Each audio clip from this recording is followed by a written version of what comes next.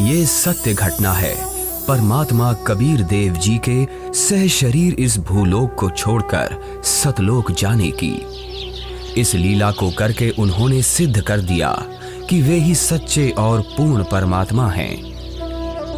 कबीर प्रभु की ये लीला हमें ये संदेश भी देती है कि परमेश्वर किसी धर्म या जाति के बंधन में नहीं बंधा। वो तो सबके लिए एक है, और अगर किसी ने सतभक्ति की है तो पृथ्वी के चाहे जिस भी कोने में शरीर छोड़े, वो अपने पुण्य कर्मों के प्रताप से उद्देशित लोक को ही प्राप्त होता है। ये बात उस समय की है जब ये कहा जाता था कि मगहर में मरने वाला नरक में जाता है और अगले जन्म में उसे गधे के रूप में जन्म लेना पड़ता है।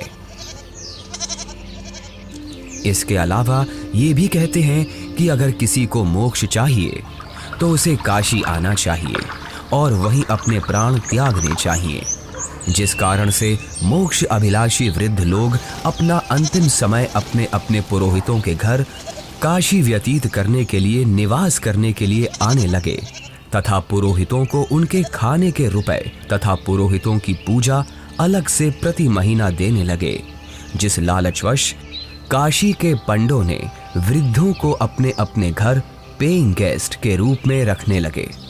एक एक पुरोहित के घर 10-10 वृद्ध हो गए।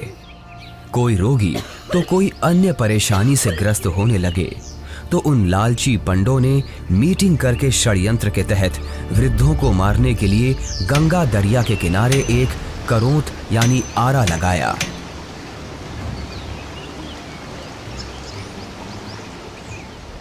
भ्रम फैलाया गया कि जो शीघ्र स्वर्ग जाना चाहता है तो इतने रुपए पूजा, जो उस समय की अधिकतम राशि थी, जमा कराओ।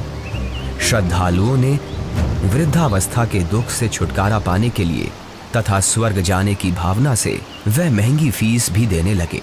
उन पंडों ने आदमियों का आरे से गर्दन काटने का पाप सिर पर ले लिया।